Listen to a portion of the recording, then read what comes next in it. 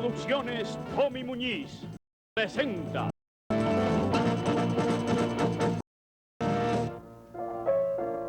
Hace muchos años con José Miguel Agrelot.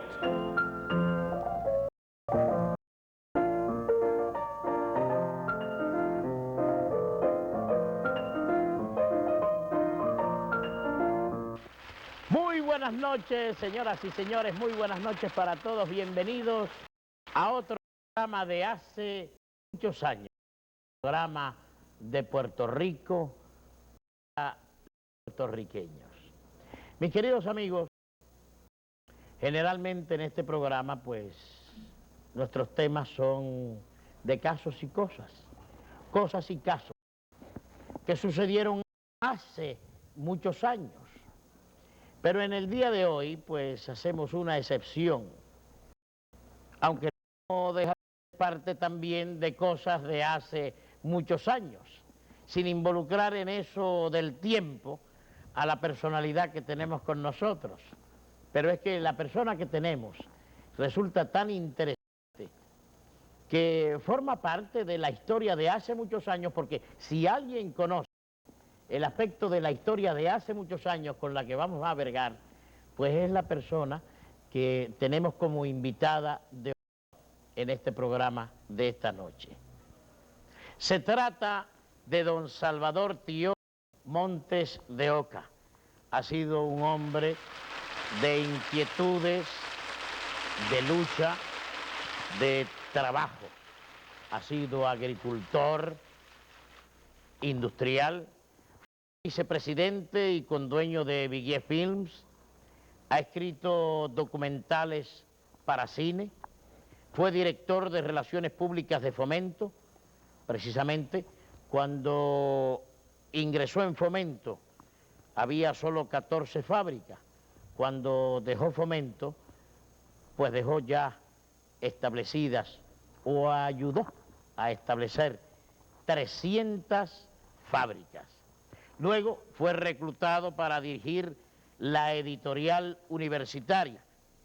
Es ahora presidente de la Academia Puertorriqueña de la Lengua Española. Pero siempre ha sacado tiempo para continuar o seguir su vocación de hacer más conocido sus artículos humorísticos como Fuego Lento, y ha publicado 2 libros, a Fuego Lento, Racatán de tirabuzones, y tiene en la actualidad 3 libros en preparación: del tuétano, artículos de combate, y un libro de ensayos tipo político de la interpretación de la realidad puertorriqueña. Y los que lo leemos sabemos que son, como dice don Cholito, millones y millones. Los que lo leemos sabemos que este hombre no amarra fuego. Y además también ha escrito algunos versos, ¿no verdad que sí? Sí, porque de todo un poco. Pues vamos entonces a esta charla, a esta familiar tertulia, con un puertorriqueño de hace muchos años, no de muchos años, pero de hace muchos años, y que desde luego si lo llevo muy atrás en cuanto a lo de hace muchos años es porque él sabe de la historia de nuestro país de hace muchos años. Encantado, ha sido un placer, Salvador, que nos acompañes en esta noche, y vamos a sentarte en la silla de los testigos, y tú, mejor que ningún testigo, sabes defenderte en la silla de los testigos. Vamos a ver si es verdad. Se va a celebrar el descubrimiento de Puerto Rico. O sea, de paso, antes no se celebraba. ¿Por qué no se celebraba antes? Bueno, vamos a celebrar el descubrimiento en Puerto Rico el 19 de noviembre, pero quiero decirte que con el descubrimiento yo no tuve nada que ver. No, desde luego, tú ni con la Niña, ni la Pinta, ni la Santa María. Con algunas niñas después, pero no con aquella que vino la primera vez. Oh, ya empezamos muy bien. Ahora, no se celebraba el descubrimiento de Puerto Rico porque vivíamos entonces en una época en que había un intento por el Departamento de Instrucción de ir desapareciendo las efemérides patrias, que fue parte de la política de penetración, de transculturación y de suplantación de la lengua. ¿Para qué años aproximadamente tenía lugar? Pues hace ya tantos años que yo preferiría no acordarme, pero eso fue el año 30, 1930. 1930. Ahora, yo dirigí una huelga de estudiantes, entonces había una gran resistencia y un fervor nacional y de afirmación puertorriqueña. Yo estaba entonces en la Escuela Superior Central y dirigí una huelga del 30 y el 31 de diciembre porque se quería dar clase en esos días, con lo cual se rompían las vacaciones de Navidad, y no por las vacaciones, sino porque es la época en que aflora todo nuestro folclore, nuestras fiestas tradicionales, nuestra convivencia puertorriqueña hondamente sentida, y ganamos la huelga. ¿Qué personas usted recuerda, y perdone que lo interrumpa, estuvieron con usted en esas motivaciones de aquellos años? Bueno, la huelga la dirigimos Paco Quirós y yo, pero había un fracatán de muchachos, entre ellos una persona que participó entonces en la huelga, pero que ahora posiblemente si se hiciera la huelga le echaría a la policía encima, por ejemplo, Toño Palén, ahora senador. Estaba Cestilla, ya fallecido en un accidente desgraciado en Madrid. Estaba Marzuach, el que fue coronel luego, que murió también. Frankie Olmedo, boxeador que le decíamos Carepalo, que es gran amigo. Emilio Heike. En fin, había como 1000 estudiantes en la high school entonces. Ahora, con esa fecha de la celebración del descubrimiento, Bueno, ¿usted tiene algo que ver con eso? Sí, Digo, sacando aparte lo de las niñas que vinieron después, ¿qué fue, además de otros motivos, uno de los motivos? Bueno, entonces lo que ocurre es que se creó la Federación de Estudiantes, yo organicé la federación, y ya se dejaron las cosas preparadas para la huelga del 19 de noviembre, pero yo quiero aclarar que yo no estuve presente en esa huelga. Yo me fui al final del verano a estudiar a Estados Unidos, a la Universidad de Colombia. De manera que, pero quedó todo hecho, la huelga fue estruendosa y desde ese día es que se celebra el día del descubrimiento de Puerto Rico. Que da la casualidad que es el día que yo nací también. Pero yo no estaba celebrando mi cumpleaños. Pero parece que dentro de otras motivaciones estaba también la motivación de la celebración de su cumpleaños, ¿no, verdad? No, porque nunca he celebrado mi cumpleaños. Ah, ¿usted no lo celebra? No, ¿Y por qué? ¿Por qué? Porque es un error, porque cada año que pasa es vida que se acaba. Yo entiendo eso también, en eso estamos de acuerdo. Yo no sé por qué se celebran los cumpleaños, porque celebrar que uno pasó un año, bueno, digo, tiene también sus motivos, que por lo menos pasó un año y le queda otro, o por lo menos está vivo. Pero es celebrar que uno es un año más viejo. Y si no lo celebraba entonces, ¿qué voy a celebrar ahora? Que el tiempo sabe uno que se le va acabando. Ahora yo pienso aprovecharlo en los años que me quedan para unas cuantas cosas más. Entonces el motivo de la huelga fue de que entendían de que eso debía celebrarse, puesto que era una efeméride. Nuestro nacimiento en la historia moderna, pues había obviamente que señalarlo en alguna forma. Es una forma de afirmar un país, una de tantas formas. ¿Y dónde estaba usted, don Salvador, para aquella época cuando no pudo estar en el momento preciso que tuvo lugar la huelga y lo exitosa que resultó? Entonces, fui a estudiar a la Universidad de Colombia en Nueva York. Y luego mi padre murió a los 2 años allá y entonces nos fuimos a España, donde estuve estudiando también en la Universidad de Madrid, hasta que la guerra civil, la tremenda guerra civil, lamentable guerra, fue como una piedra en un charco para toda la familia, y entonces regresé a Puerto Rico después de 2 años más. Ya que usted dice de la familia, hay quien ha dicho, hay quien ha comentado, no sé, hay quien se hace la interrogante. ¿Usted es puertorriqueño, don Salvador Tío Montes de Oca? Bueno, hay un republicanote por ahí que le ha dado con que yo soy español y que por eso no puedo entender la realidad puertorriqueña. Mis abuelos eran españoles, don Salvador Tío y Urgel, que era catalán, y mi abuelo don Enrique Montes de Oca. Pero mis padres nacieron, uno en San Germán y mi madre en Guayama. Y yo, desde luego, si nacieron aquí, yo nací también en Mayagüez. Y nosotros los puertorriqueños, el que no tiene la raja de español, tiene también su raja africana. Porque naturalmente, después de pasados muchos años, nos empatamos los unos con los otros. Pero usted entonces es auténtico y genuino, nacido y criado aquí, en Puerto Rico, Bueno, de padres y madres puertorriqueños. Bueno, ya eso está aclarado. mi pueblo es San Germán, porque yo nací en Mayagüez por accidente, pero mi familia es de San Germán y es el pueblo más puertorriqueño de Puerto Rico. Don Salvador, además de estarse celebrando o celebrarse próximamente, pues, nada menos que el descubrimiento de Puerto Rico, pues se está celebrando este año el milenario de la lengua.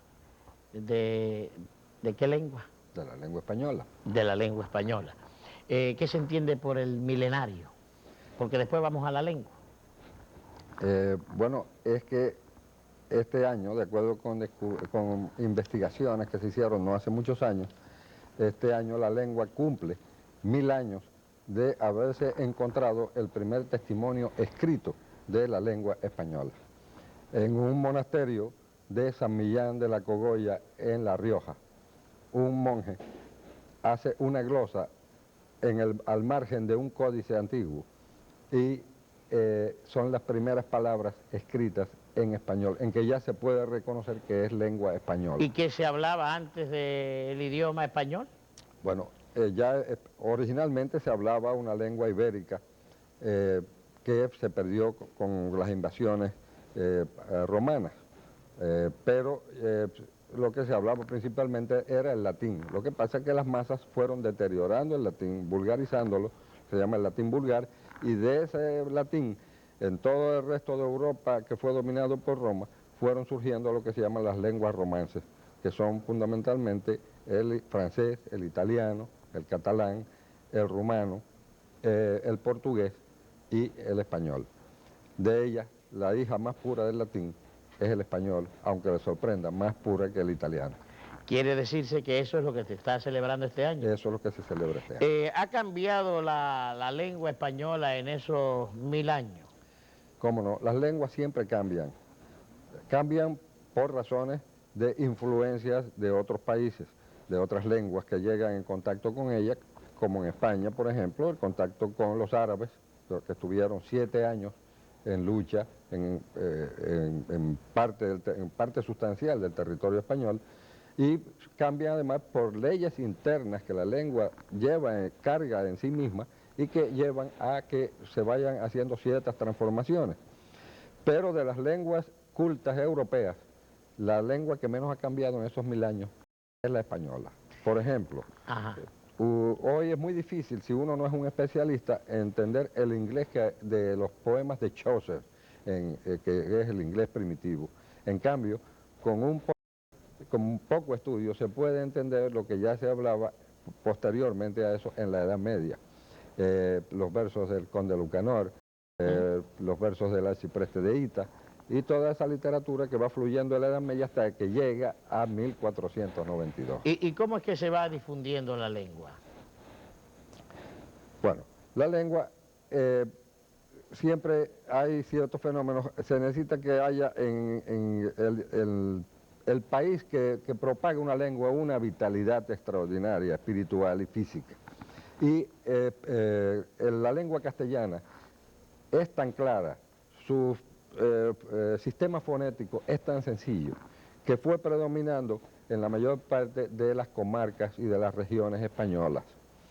Y fue la lengua que finalmente dominó a casi toda España, aunque allí todavía se habla en algunas regiones vasco y catalán. Y algo de portugués o del gallego, que es casi un portugués. Pero cuando empieza el descubrimiento de América, en 1492, ahí se abre una extraordinaria frontera al español, y en América, cuando llegan los españoles, se hablan casi 1000 lenguas y dialectos. De manera que un hombre, cuando transponía el primer río, la primera montaña, ya no se entendía con su prójimo. Ahora que el gran milagro es haberse podido difundir una lengua por 3 continentes, porque llegaba desde Oregón, el dominio español, desde la frontera del Canadá por la cuenca del Mississippi, las 2 Floridas y todo el territorio hasta la Patagonia, las islas del Atlántico, las islas del Pacífico y el norte de África. Fabuloso. ¿Y cuál usted cree que será el futuro del idioma español o de la lengua española? El hombre se estima que ha inventado, desde que surge, aparece en la historia, alrededor de 5.000 lenguas. Ya ustedes recuerdan aquello de la Torre de Babel.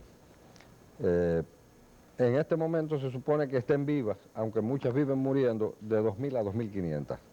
Y de esas 2.500, las primeras 4, por el número de sus hablantes, son el chino, el inglés, el español y el ruso. Hasta hace poco el ruso tenía más hablantes, pero ya no, ya pasamos. Y al paso del crecimiento de nuestra población, que es el crecimiento más rápido en este momento en el mundo, y cuando digo el nuestro, digo el mundo hispanoamericano, el mundo hispanohablante, antes de 20 años, la lengua, la primera lengua del mundo occidental por el número de sus hablantes será el español. Entonces, ¿usted cree que definitivamente el español superará todos los demás idiomas, todas las demás lenguas? Bueno, en cuanto al número de sus hablantes, sobre los chinos no sabemos mucho porque tengo entendido que hay mucho dialecto en China y aunque ellos son 800 o 900 millones, pero es posible que no se entiendan bien unos dialectos con otros. Pero el español, sin embargo, a diferencia de otras lenguas cultas europeas, que cambian muchísimo, cuando se extienden por el espacio, cualquier hispanoparlante puede ir de la mitad de Estados Unidos, de los viejos territorios que fueron de México y de España, como es Texas, Nuevo México, Arizona, Nevada, California, y donde hay alrededor de 12 o 14 millones de hispanoparlantes, puede cruzar todo el continente hasta la Patagonia, y con excepción de las tribus indias que todavía se mantienen metidas en sus viejas lenguas, uno puede entenderse con cualquier hombre culto y con cualquier campesino. Eso es muy interesante. Una pregunta también que resultaría interesante, ¿cuál usted entiende que es la novela que más llama la atención en el mundo en la actualidad? Bueno, la crítica moderna en el mundo nuestro está dándole una importancia extraordinaria a la novela hispanoamericana. Los pueblos, las culturas no se improvisan y se empezó en Hispanoamérica por la poesía. La generación del 98 da extraordinarios poetas en América, empezando por Rubén Darío, que estuvo en España y causó una revolución en el verso español. Pero hoy la gran novela en lengua española, y es de las mejores novelas del mundo, es la novela hispanoamericana. O sea, la novela hispanoamericana ahora mismo, en estos instantes, está por encima de la inglesa, de la francesa. Eso estiman algunos críticos. Es así ya. Y tenemos, por ejemplo, ya a Asturias, premio Nobel, el centroamericano. Gabriela Mistral, que no era novelista, pero era poeta y ensayista, premio Nobel también. Y tenemos en este momento unos escritores extraordinarios como son Carlos Fuentes, Octavio Paz, ensayista y poeta, Octavio Paz, Vargas Llosa, Cortázar, Benedetti, y esa extraordinaria novela que se llama 100 años de soledad de García Márquez. ¿Cree usted que hay peligro para el futuro de la lengua castellana? Bueno, tanto las lenguas como los hombres siempre estamos abocados a peligros.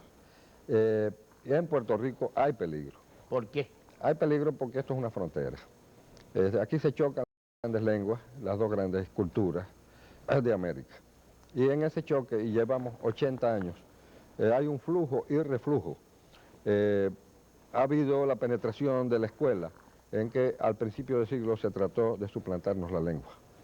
Y es doloroso, pero ya que me haces la pregunta te voy a decir que en el primer informe que hizo Clark, el comisionado que mandaron para estudiar la situación de la educación en Puerto Rico, al presidente McKinley, le decía que aquí no había un sentido nacional ni una cultura como, por ejemplo, en la parte francesa del Canadá.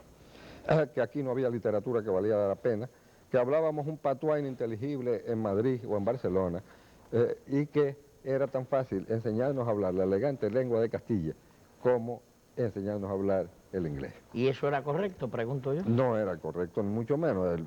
Aquello fue un animalote de los que mandaron aquí a principios de siglo. Eso sencillamente aquí ya habíamos tenido, como llegamos tarde, porque esto era un pueblo pequeño, no nos desarrollamos como aquellos grandes virreinatos de México y del Perú, donde hubo imprenta desde poco tiempo después del descubrimiento. Pero aquí ya habíamos dado escritores como Tapia, como Eugenio María de Hostos, que le enseñó a pensar América, Imagínense. como Luis Muñoz Rivera, que hoy sigue siendo moderno su periodismo. Si uno lee hoy los artículos de Muñoz Rivera, se podían hacer editoriales para hoy, entresacando párrafos de sus artículos de ayer, y suena a hombre moderno. Ya estaba a principios del siglo la poesía de José de Diego, de Llorens Torres, la gran pluma de Salvador Brau. Es decir, aquí había una cultura que no era muy amplia, pero era una cultura sólida, hecha por el influjo, era una cultura occidental, y a la cultura occidental habíamos entrado por la vertiente hispánica vigorosamente. ¿Usted entiende que existen peligros, no únicamente en el orden puertorriqueño, sino en el orden mundial de nuestro idioma o de la lengua castellana?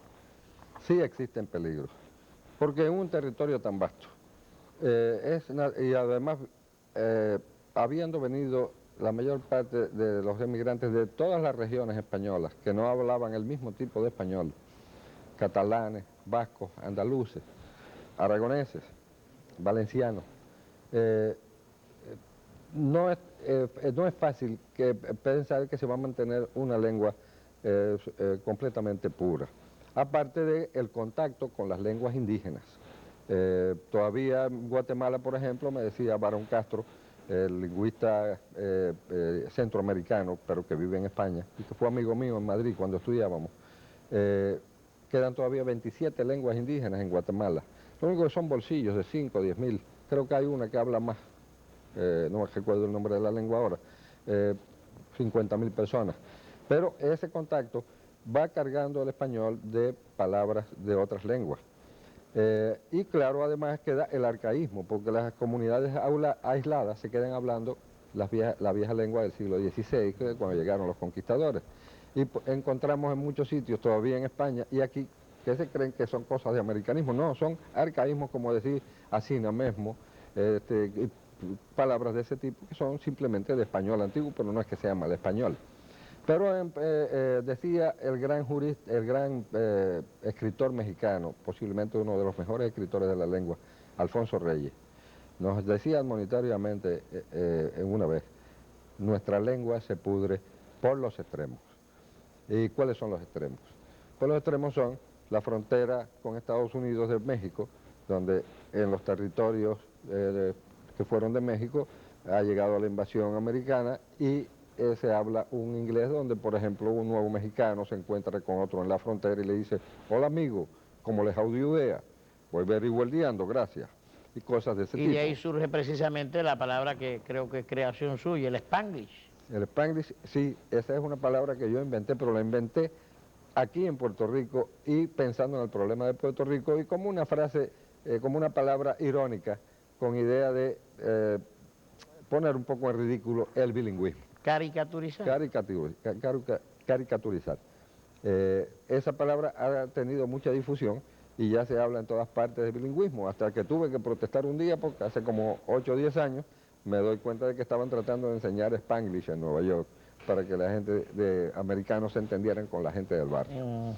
Es una cosa ridícula. Después, Y era la marqueta, cuidado con el rufo. La rufa y la no yarda, vayas a la yarda. a la yarda y la fornitura y tantas cosas, ¿verdad? Yo oí en un rosario una vez en Harlem a una vieja que decía, y Dios la saque de Trouble y la lleve a un sitio nice, en la letanía del rosario. Y aquí, ni hablar. Aquí usted tiene eso de que me llame para atrás, que es horrible. Sí. Aquí he oído a un jefe, a un presidente de una Cámara de Comercio decir, vamos a llamar la sesión terminada. Let's call the meeting to an end. Otro me dice que habían recogido 100.000 pesos para una campaña política, se habían gastado 87, que nos netan 13.000. Y así por el estilo. La lengua se va maleando sin que uno se dé cuenta. La prensa contribuye mucho a eso porque se hacen unas traducciones muy rápidas y se guarda la sintaxis inglesa con palabras españolas, que es donde es el mayor peligro. Y algunos locutores. Y los locutores ni hablar. Si se necesita licencia para manejar un automóvil, debe necesitarse licencia para hablar ante un público entero. Y más aquellos locutores que entrevistan a cualquiera que se encuentran en cualquier sitio, sin entender si está preparado para dar una opinión, y esas entrevistas lo que dan es pena. He visto algunas horrorosas, pero sobre todo en estas cosas de noticias, por ejemplo, usted oye Bulgaria, Hungaria por Hungría, Bavaria por Baviera, Tokio por Tokio, y todos los días, cuando pongo las noticias, siempre oigo unas cosas disparatadas. Yo creo que debía pasarse un examen para ser locutor, de manera que uno tenga un conocimiento de la geografía y de la lengua, que le impide decir disparate de ese tipo. Pero, perdóname, sí, porque me hablabas de los peligros. La lengua, lo que es fundamental de la lengua, las 500 o 600, 800 palabras con que los hombres nos entendemos normalmente están enteras. Pero en cada profesión se va produciendo el cáncer. Y yo recaudé ciertos fondos para hacer un estudio de la lengua industrial de Puerto Rico. Y nos hemos encontrado, ya tenemos 2 estudios hechos que van a ir a prensa. Y en la industria textil del 35 al 40% son anglicismos. Por ejemplo. Pues no te puedo decir ahora, pero porque no tengo aquí el estudio, así de memoria. Pero aparte del anglicismo, pues hay un montón de inventos que a veces tienen gracia, como este que te voy a decir. Por ejemplo, uno de los investigadores va a una fábrica y pregunta, oye, ¿qué dicen? Apunta 4 gruesas de vacas. Sí, pero ¿cómo? ¿Se han dedicado aquí al ganado? Y dice, no, es que las vacas es que le llaman aquí a los brasieres de más de 46. Oye, para allá. Así pasa con el equipo ese pesado que le llaman puerca, al bulldozer. Al bulldozer le llaman puerca, a la cortadora de caña le llaman el cien pie, tiene cierta semejanza, a la cargadora de caña le llaman la araña, y eso no está mal.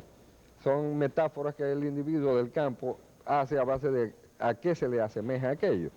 Pero si hay unos términos que ya se usan en la lengua española generalmente, en la lengua general de todo un continente, lo que importa es poner a la gente en conocimiento de que esa palabra existe, y si la sabe, la dice. Y cuando no existe una palabra buena, lo que hay que hacer es tragarse la palabra extranjera y españolizarla. Y España en eso ha sido un heliogábalo.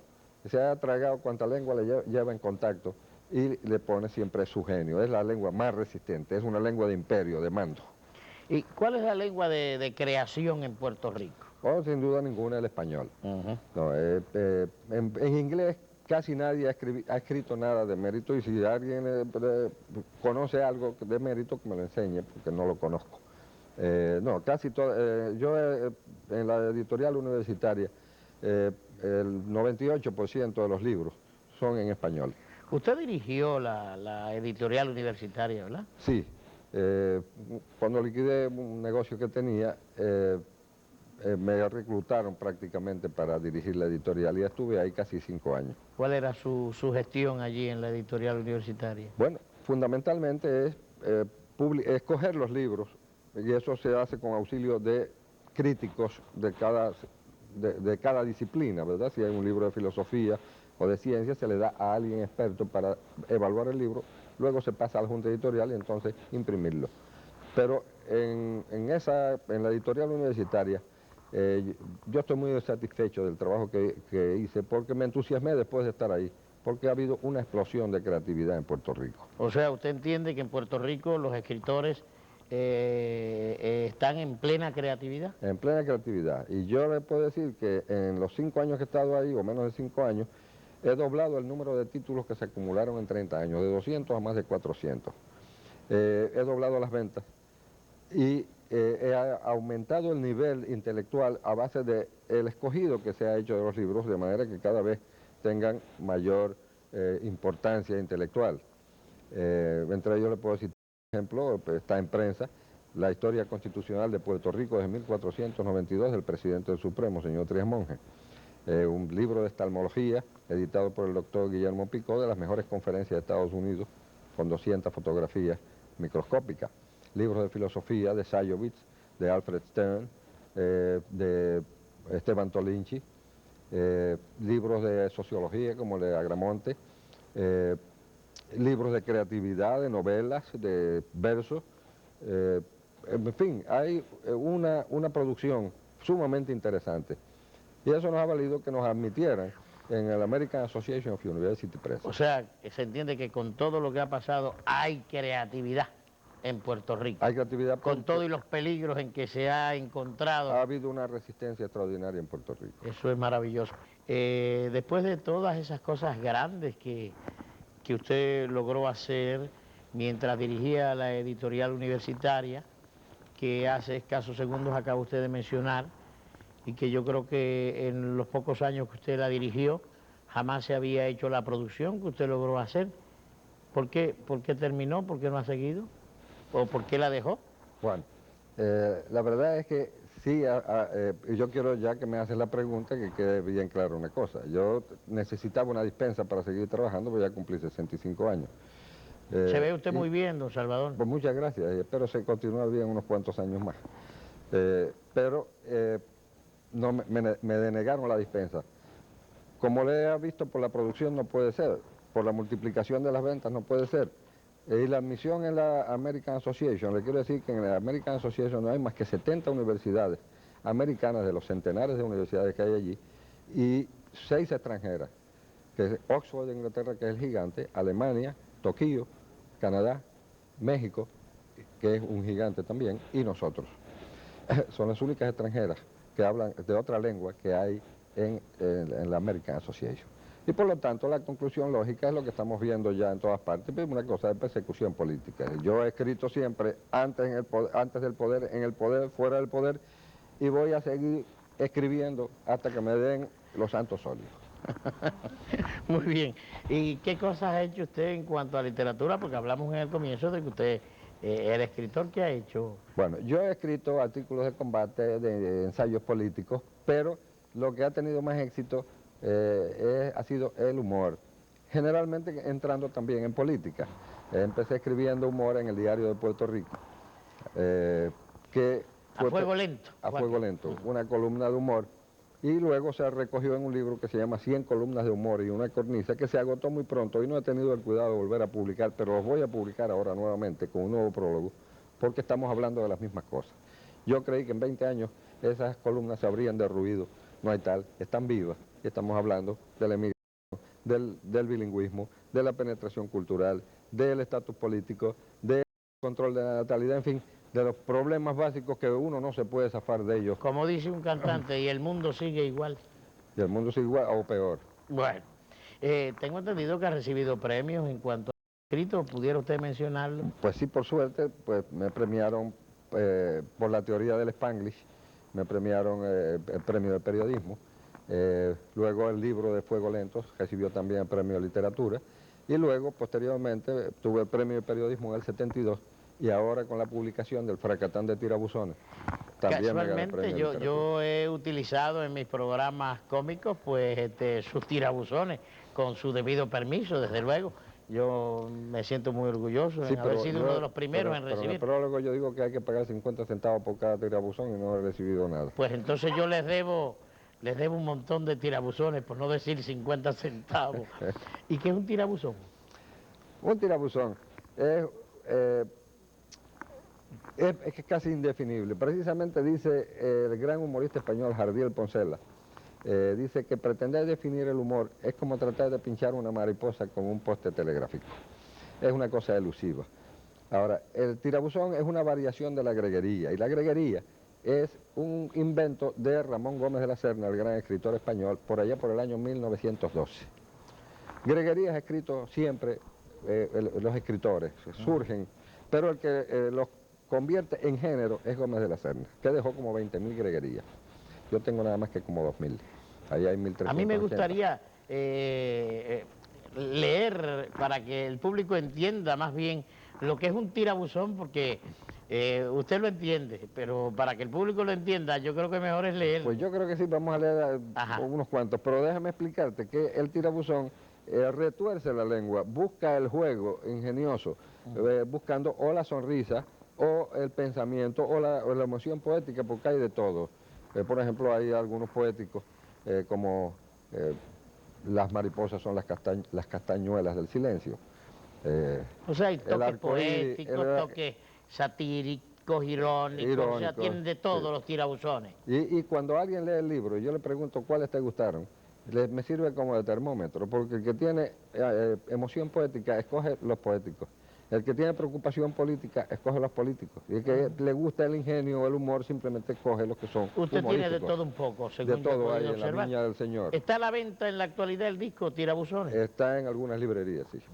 No es el disco, pero debían haber algunas de esas Como cosas en dirían los disco. músicos de su penúltimo LP. Bueno, pues vamos a algunos tirabuzones. El cañón del Colorado es un buen cañón, solo dispara fotografía. El alumno bilingüe cree que ten con ten es 20. Cuando una mujer dice no, pone boca de beso. Un fantasma desnudo es increíble. Una aparición es algo que desaparece. Divorcio, la media naranja le salió agria. Nadie es importante hasta que no brilla por su ausencia. Si pudiera hacerse un cruce de rosa y mariposa, rosas volanderas, mariposas de olor. Terrorismo intelectual, está en Berlín el prestigio de los escritores que no comulgan con ruedas de molino rojo. La hamaca fue la cuna del primer amor que se alzó del suelo.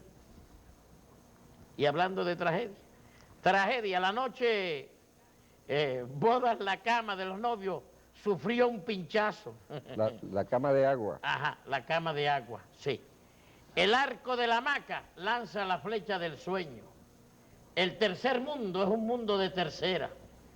Nuestra costilla se ha empeñado en convertirse en nuestra columna vertebral. El guamá es la habichuela de los ángeles. El murciélago es el ángel de los ratones, como tiene alas. Los pétalos, fijos en sus tallos, sienten envidia de las mariposas. Ha muerto el viento, lo mató el gallo de la veleta. El finishing school es donde las muchachas mal terminadas terminan peor. Sueño negro, tirar al blanco. Se trata de mujer, jamás te atrevas a decir jamás. El piropo es un pellizco verbal, el pellizco es un piropo manual. La mujer presta el oído para que se lo regalen.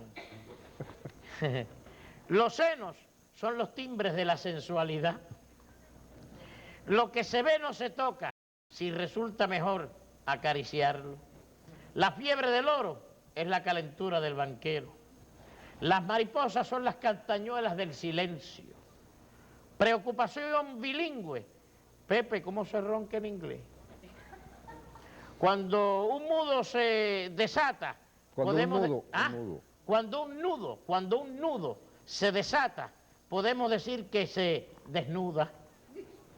La mujer es mejor vista que oída. Si la gallina se le agalla al gallo, es que no hay gallo. Debía de haber una amnistía para todos los pájaros presos. Una señorita decente nunca debe pedir a un pianista una tocata.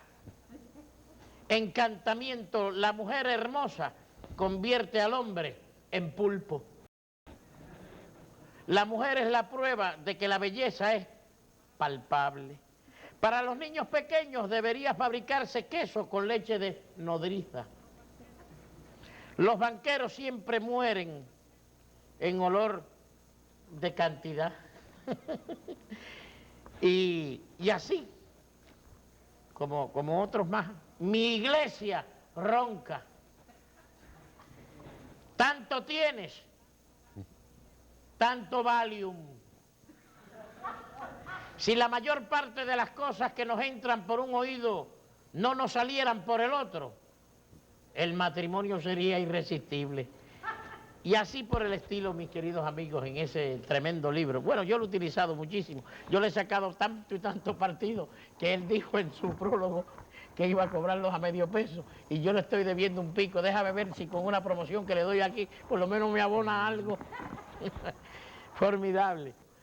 tengo entendido que fue decorado recientemente por el rey de España. ¿Qué decoración fue esa, don Salvador? Decoración es anglicismo, es condecoración. ¿Ve? Ya yo puse el primer huevo. Entonces no es decoración, sino No. condecoración. Condecoración. Fue condecorado por el rey de España. ¿Cuál fue esa condecoración? La Cruz de Isabel la Católica en su grado de encomienda. Es una de las más altas condecoraciones del gobierno y la ha aceptado. Si me la hubieran dado en época de Franco, la hubiera rechazado.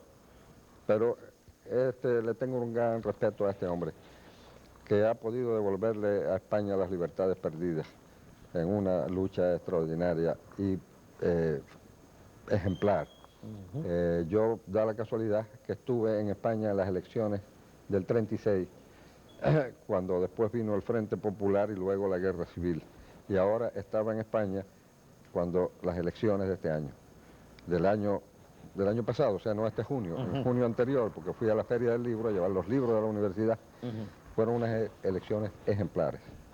No hubo un muerto y además no se prohibieron bebidas y no vi un borracho por la calle. Con todo No y el hubo buen un vino atentado español. después de 38 años de dictadura. Fue una Increíble. cosa extraordinaria. Increíble. ¿Y qué está haciendo ahora, don Salvador? Actualmente, pues simplemente dirijo la academia, pero eso es un cargo honorífico, como tú sabes, pero ya me buscaré algún ¿Y negocio. qué planes tiene en cuanto a esas otras obras de que me habló?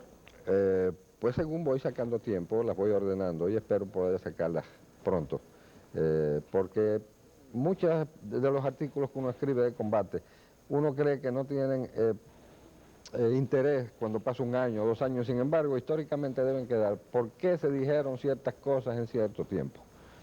Y cuando yo miro hacia atrás y busco artículos de Salvador Bravo, o artículos del Caribe, o de aquella polémica famosa del Caribe, con Manuel del Palacio, etcétera, pues va uno cogiéndole el sentido a ese momento histórico. Y yo creo que en lo que yo pueda contribuir para que, pasado el tiempo, unos jóvenes que miren hacia atrás quieran entender qué pasó y por qué pasó lo que pasó. Ahí yo creo que doy unas cuantas notas que servirán para aclarar un poco las telarañas que se están cerniendo sobre nuestra historia. ¿Están surgiendo nuevos tirabuzones para que surja otro libro de tirabuzón? Bueno, sí, pero el tirabuzón es como el verso, no surge cuando uno quiere.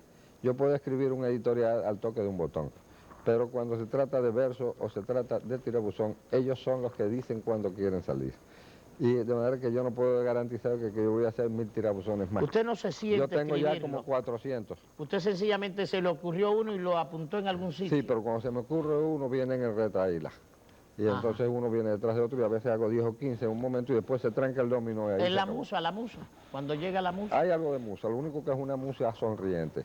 Bien, no es triste y patética, sino que es una musa humorística.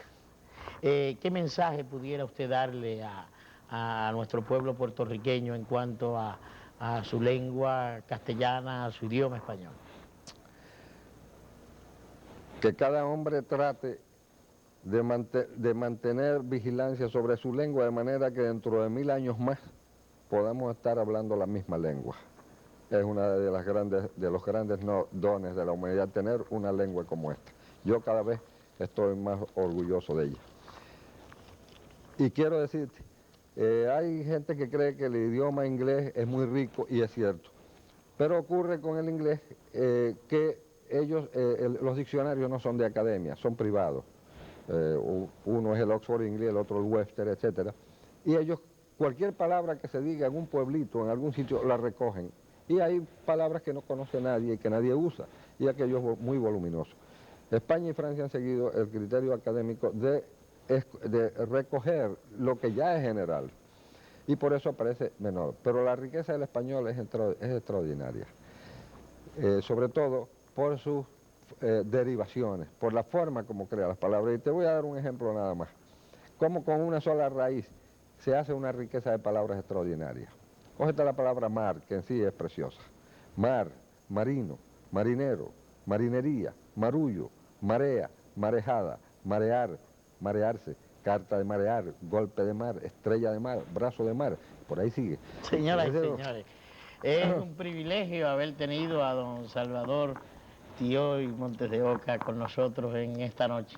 Pudiéramos haber estado hablando pues una hora más en este su programa de hace muchos años. Salvador, me siento muy orgulloso, Muchas ha sido gracias. un privilegio el haber contado con usted en este espacio de tiempo de hace muchos años. Una sola petición le voy a hacer. ¿Puedo seguir usando sus tirabuzones sin que me cobren a 50 chavos cada uno? ¿Cómo no? Pero no podrías por la izquierda dar la nota de cuando en cuando de que eso es de ese libro de madera, a ver si alguien lo compra, porque Puerto Rico no lee. Es un gran tirabuzón, ese es un gran tirabuzón. Encantado, señoras y señores, desde ya están cordialmente invitados a volver a estar con nosotros en este mismo espacio de tiempo de hace muchos años. Una vez más, muchas gracias, don Salvador. Un privilegio, un orgullo haber contado con usted.